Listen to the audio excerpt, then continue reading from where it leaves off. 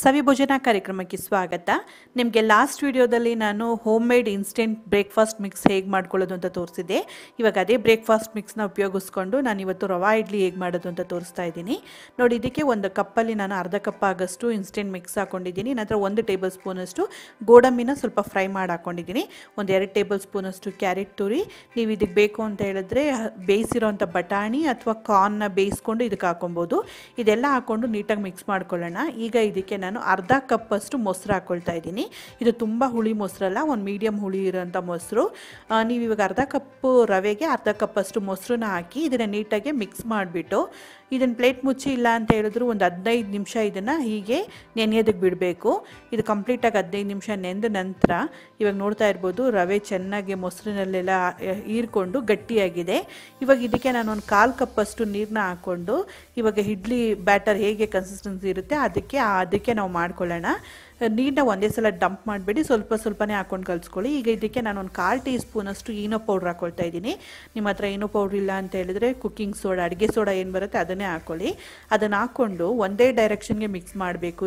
ಯಾವ ರೀತಿ ಇದೆ ಇವಾಗ ಕೇಕ್ಗೆಲ್ಲ ನಾವು ಹೇಗೆ ಮಿಕ್ಸ್ ಮಾಡ್ತೀವಿ ಆ ರೀತಿ ಒಂದೇ ಡೈರೆಕ್ಷನ್ ಮಿಕ್ಸ್ ಮಾಡಿದ್ರೆ ಇದರಲ್ಲಿ ಒಂದು ಬಬಲ್ ಫಾರ್ಮ್ ಆಗುತ್ತೆ.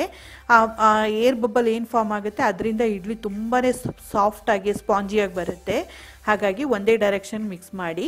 ಅಷ್ಟರಲ್ಲಿ ನಾನು ಆಲ್ರೆಡಿ ಇಡ್ಲಿ ಪಾತ್ರೆಯಲ್ಲಿ ನೀರು ಹಾಕಿ ಸ್ಟೀಮ್ ಆಗಕ್ಕೆ ಬಿಟ್ಟಿದ್ದೀನಿ.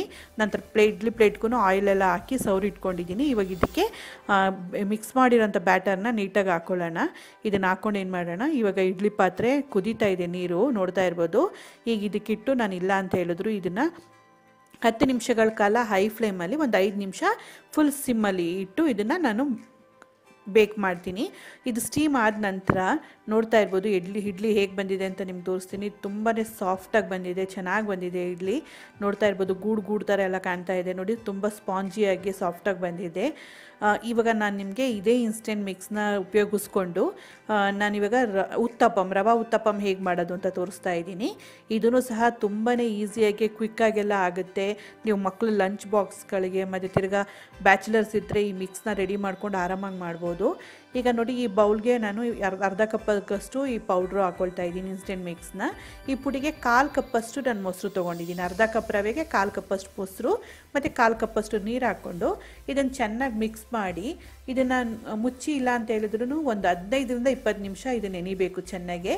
ಒಂದು 20 ನಿಮಿಷ ಆಗಲಿ. 20 ನಿಮಿಷ ಆದ ನಂತರ ನೋಡ್ತಾ ಇರ್ಬೋದು ಇದು ಗಟ್ಟಿಯಾಗಿದೆ. ಇವಾಗ ಇದಕ್ಕೆ ಇನ್ನೂ ಒಂದು 1/4 ಕಪ್ಪಷ್ಟು ನೀರು ಹಾಕ್ಕೊಂಡು ಇದನ್ನು ನಾವಿವಾಗ ಉತ್ತಪ್ಪಂ ಬ್ಯಾಟರ್ ಅಳತೆಗೆ ಇದನ್ನು ನೀಟಾಗಿ ಮಿಕ್ಸ್ ಮಾಡ್ಕೊಬೇಕು. ನೋಡಿ, ಈ ರೀತಿ ದೋಸೆ ಬ್ಯಾಟರ್ ಬರುತ್ತಲ್ಲ ಆ ಥರ.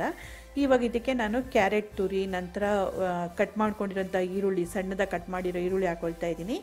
ನಾವು ಈ ಇನ್ಸ್ಟೆಂಟ್ ಮಿಕ್ಸ್ಗೆ ಆಲ್ರೆಡಿ ಉಪ್ಪು ಮತ್ತು ಕೊತ್ತಂಬರಿ ಸೊಪ್ಪು, ಕರಿಬೇವು, ಹಸಿಮೆಣಸಿಕಾಯಿ ಎಲ್ಲ ಹಾಕಿರೋದ್ರಿಂದ ಎಲ್ಲ ಅದರಲ್ಲೇ ಇರುತ್ತೆ. ನಾವು ಜಸ್ಟ್ ಇದಕ್ಕೆ ಒಂದು ಕ್ಯಾರೆಟ್ ತುರಿ, ಈರುಳ್ಳಿ ಹಾಕಿದ್ರೆ ಸಾಕು. ಇದಕ್ಕೆ ನಾನು ಒಂದು 1/4 ಸ್ಪೂನಷ್ಟು ಈನೋ ಪೌಡರು ಅಥವಾ ಅಡುಗೆ ಸೋಡಾ ಏನಾದರೂ ಹಾಕ್ಕೊಂಡು ಇದನ್ನು ನೀಟಾಗಿ ಮಿಕ್ಸ್ ಮಾಡ್ಕೊಳ್ಳೋಣ. ಮಿಕ್ಸ್ ಮಾಡಿಬಿಟ್ಟು ಕಾದಿರೋ ತವದ ಮೇಲೆ ನಾನು ಸ್ವಲ್ಪ ಎಣ್ಣೆ ಹಾಕಿ ನೀಟಾಗೆಲ್ಲ ಒರೆಸಿಟ್ಕೊಂಡಿದ್ದೀನಿ. ಇದಕ್ಕೆ ನಾನು ಒಂದು ಸೌಟಲ್ಲಿ ನೋಡಿ ಈ ರೀತಿ ಉತ್ತಪ್ಪಂ, ಒಂದು ಸ್ವಲ್ಪ ದಪ್ಪದಾಗೆ ರವಾ ಉತ್ತಪ್ಪಂ ಹೇಗೆ ಮಾಡ್ಕೊತೀವಿ ಆ ರೀತಿ ಮಾಡಿಕೊಂಡು ನಾನು ಇದನ್ನು ನೋಡಿ ಸ್ವಲ್ಪ ತವ ದೊಡ್ಡದಿರೋದ್ರಿಂದ 3 ಉತ್ತಪ್ಪಂ ಹಾಕ್ತಾಯಿದ್ದೀನಿ. ಈ ರೀತಿ ನೀಟಾಗಿ ಸ್ಪ್ರೆಡ್ ಮಾಡ್ಕೊಬೇಕು. ಇದನ್ನು ನೀವು ಮೇಲ್ಗಡೆ ನಾನು ಸ್ವಲ್ಪ ಎಣ್ಣೆ, ಎಲ್ಲ ದೋಸೆಗೂ ಉತ್ತಪ್ಪಂಗೂ ಒಂದೊಂದು ಸ್ವಲ್ಪ ಎಣ್ಣೆ ಹಾಕ್ಬಿಟ್ಟು ಇದನ್ನು ಮೇಲೆ ಮುಚ್ಚಿ ಸ್ಟೀಮಲ್ಲಿ ಇಲ್ಲ ಅಂತ ಹೇಳಿದ್ರು ಮೀಡಿಯಮ್ ಫ್ಲೇಮಲ್ಲಿ 4ರಿಂದ 5 ನಿಮಿಷ ನೀಟಾಗಿ ಕುಕ್ ಮಾಡ್ಕೊಳ್ಳಿ. ಇದು ಬೇಯೋದಕ್ಕೆ ಒಂದು ಸ್ವಲ್ಪ ಟೈಮ್ ತೊಗೊಳುತ್ತೆ ಅಷ್ಟೇ, ಅಷ್ಟೊಂದೇನು ಜಾಸ್ತಿ ಟೈಮ್ ತೊಗೊಳ್ಳಲ್ಲ.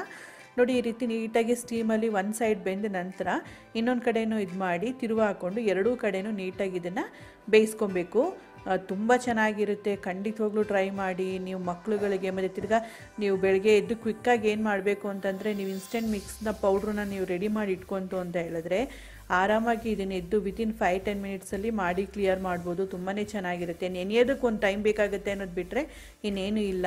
ನೋಡಿ, ಉತ್ತಪ್ಪಂ ರೆಡಿಯಾಗಿದೆ. ಇದನ್ನು ನಾನು ಸರ್ವ್ ಮಾಡ್ಕೊಳ್ತೀನಿ.